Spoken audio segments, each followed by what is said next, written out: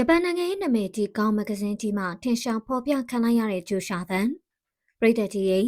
မြန်မာနိုင်ငံသားတယောက်ကမ္ဘာ့ဆင့်တိုင်းပညာမဂ္ဂဇင်းကြီးတစ်ခုရဲ့မျက်နှာဖုံးမှာဖော်ပြခံရတယ်ဆိုတာဘလောက်တောင်ဂုဏ်ယူစရာကောင်းလိုက်လေဒီနေ့မှာတော့ကျမတို့မြန်မာပြည်ရဲ့ကုန်းဆောင်လက်ရှိ UFC Flyweight Champion ဂျိုရှာသန်ဟာဂျပန်နိုင်ငံသမိုင်းရှည်ကြဆုံးနဲ့နာမည်အကြီးဆုံးတိုင်းပညာမဂ္ဂဇင်းကြီးဖြစ်တဲ့ကောင်းကာကူတိုကီရဲ့မျက်နှာဖုံးမှာဖော်ပြခံလိုက်ရပါတယ်ဒီမဂ္ဂဇင်းကြီးရဲ့ကြီးကျယ်ခမ်းနားမှုအကြောင်းကိုအရင်ဆုံးနည်းနည်းလောက်ရှင်းပြချင်ပါတယ်။ကောင်းကာကူတိုကီဆိုတာ1968ခုနှစ်ကတည်းကစတင်တည်ထောင်ခဲ့တဲ့ဂျပန်နိုင်ငံရဲ့သမိုင်းရှည်ဆုံးကိုယ်ခံပညာသတင်းမီဒီယာတစ်ခုဖြစ်ပါတယ်။ကမ္ဘာကျော် Pride FC နဲ့ K1 ပြိုင်ပွဲခေတ်ကလေးကတိုင်းလောကရဲ့ရွှေခေတ်တွေကိုတိကျမှတ်တမ်းတင်ပေးခဲ့တဲ့မဂ္ဂဇင်းကြီးပါ။လက်ရှိချိန်ထိတောင်အင်တာနက်ခေတ်ကြီးထဲမှာတော့တိုင်းပညာရှင်တွေနီးပြတွေနဲ့ပရိသတ်တွေကြားမှာခိုင်ခိုင်မာမာရပ်တည်နေစေဖြစ်ပြီးဒီမဂ္ဂဇင်းရဲ့မျက်နှာဖုံးမှာပါဝင်ခွင့်ရဖို့ဆိုတာတာမန်အောင်မြင်မှုမျိုးနဲ့မရနိုင်ပါဘူး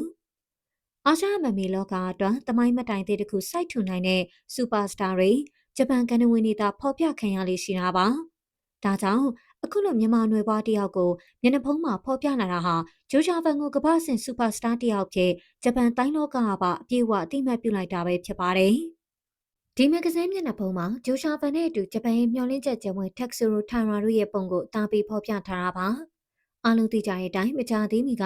2026ခုနှစ်မေလ9ရက်နေ့မှာအမေရိကန်နိုင်ငံမှာကျင်းပခဲ့တဲ့ UFC 328ပြိုင်ပွဲကြီးမှာဂျိုရှာဗန်သူ့ရဲ့ချန်ပီယံကပတ်ကိုကာကွယ်ဖို့တက်ဆူရိုထိုင်ရာနဲ့ထိုးတက်ခဲ့ပါတယ်။ဒီပွဲဟာအာရှရဲ့အကောင်းဆုံးဖိုက်တာနှစ်ယောက်ထိပ်တိုက်တွေ့ဆုံတဲ့သမိုင်းဝင်ပွဲကြီးဖြစ်လို့ကောင်းကာကူတိုကီမဂ္ဂဇင်းကပါအထူးတလည်မျက်နှာဖုံးတင်ပြီးဖော်ပြခဲ့ရတာပါ။ဒီပွဲရဲ့ရလဒ်ကတော့ပရိသတ်တွေတီးပြီးဖြစ်တဲ့အတိုင်းပါပဲ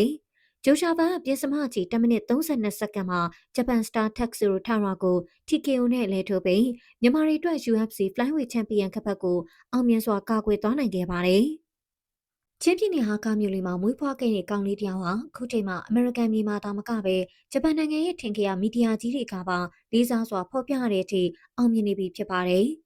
လက်ရှိမှာဂျိုရှာဗန်ဟာ The Fearless ဆိုတဲ့နာမည်ပြောင်းတဲ့အညီပြိုင်ဘက်တွေကိုမကြောက်မရွံ့ရင်ဆိုင်ရင်ကစားသမားတက်တန်းတစ်လျှောက်အမိုက်စားမတန်းကောင်ကိုပိုင်ဆိုင်ထားသူပါသူရဲ့တော်လှန်တဲ့ထိုးတန်ဟန်နဲ့မစုံမနစ်တဲ့ဆွဲလုံးလာတွေဟာအာရှမမီလောကရဲ့မျိုးဆက်သစ်စူပါစတာတယောက်ဖြစ်တက်တည်ပြနေပါတယ်အခုလိုကောင်းကာကူတိုကီလိုမဂ္ဂဇင်းကြီးကသူ့မျက်နှာဖုံးရှင်ပြေရွေးချယ်လိုက်တာဟာဂျိုရှာဗန်မြန်မာနိုင်ငံသားတယောက်အနေနဲ့သာမက